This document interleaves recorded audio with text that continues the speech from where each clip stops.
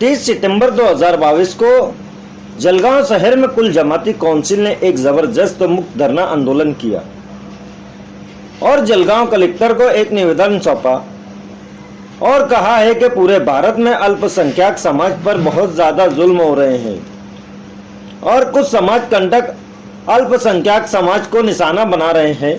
इन पर तुरंत लगाम लगाई जाए और इन पर तुरंत कड़ी से कड़ी कार्रवाई की जाए। आंदोलन के समय जैनब पटेल, नाजिया शेख, शेख सैयद चांद, मुफ्ती अतीकुर रहमान, सोहेल अमीर, मौलाना अख्तर नदवी, फारूक शेख कांग्रेस, बाबा देशमुख राष्ट्रवादी कांग्रेस, मजहर खान समाजवादी पार्टी, रईस बागवान शिवसेना, मतीन सैयद एमआईएम, अहमद सर रियाज बागवान, अकरम देशमुख, सैयद शाहिद, अनवर खान, याकूब बागी के अलावा सैकड़ों की तादाद में अल्पसंख्यक समाज मौजूद थी। कि अपन जो निवेदन दे रहे हैं वो निवेदन में क्या लिखा है, इसलिए जो सेंट्रल गवर्नमेंट ऑफ इंडिया को, प्रेसिडेंट ऑफ इंडिया को जो निवेदन दे रहे हैं अपन वो हिंदी में है, लेकिन मैं यहाँ आपके सामने मराठी में पढ़ूंगा। उसकी अपने ट्रांसलेट कॉपी होती है और दूसरी कॉपी अपन महाराष्ट्र के गवर्नर को दे रहे हैं कि जलगांव के हालात जो खराब हो रहे हैं उसके लिए कौन कौन कैसे रिस्पॉन्सिबल है। तो शॉर्ट में आपको पहले मैं जो महामहिम राष्ट्रपति द्रौपदी मुर्मू को अपन दे रहे वही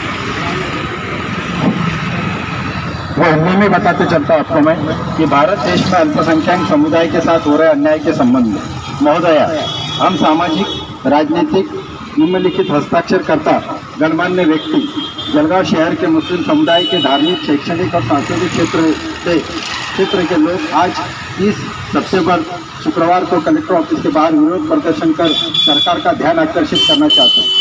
केंद्र सरकार का आदर्श वाक्य है सबका साथ, सबका विकास, सबका विश्वास का विरोध किया था। भले ही सरकार ने उन कानूनों को संसद में पारित किया हो, लेकिन जिस तरह कृषि कानूनों को पारित करके तुरंत निरस्त किया, उसी तरह से सीएए और एनपीआर के कानूनों को भी निरस्त किया जाना चाहिए। 5, समाज को न्याय मिलना चाहिए। भारत के कार्यकारी निकाय यानी केंद्रीय मंत्रिमंडल में मुस्लिम समुदाय का एक भी प्रतिनिधि नहीं है। भाजपा सरकार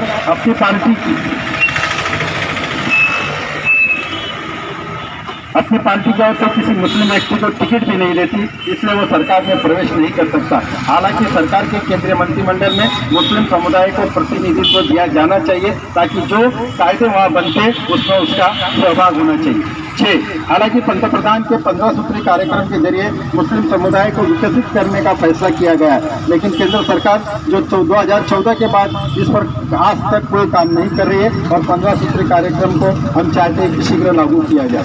7, भारत सरकार के अल्पसंख्यक मंत्रालय द्वारा धार्मिक और भाषाई अल्पसंख्यकों की रिपोर्ट के अनुसार क्योंकि अल्पसंख्यक आर्थिक रूप से पिछड़ा है, सरकार ने आरक्षण देकर उचित कार्रवाई करने के आदेश जारी करने चाहिए। 8, मॉब लिंचिंग द्वारा पूरे भारत में मुस्लिम समुदाय पर हमले किए जा रहे हैं। केंद्र सरकार द्वारा आज तक मॉब लिंचिंग के लिए एक अलग कानून नहीं किया जा रहा है।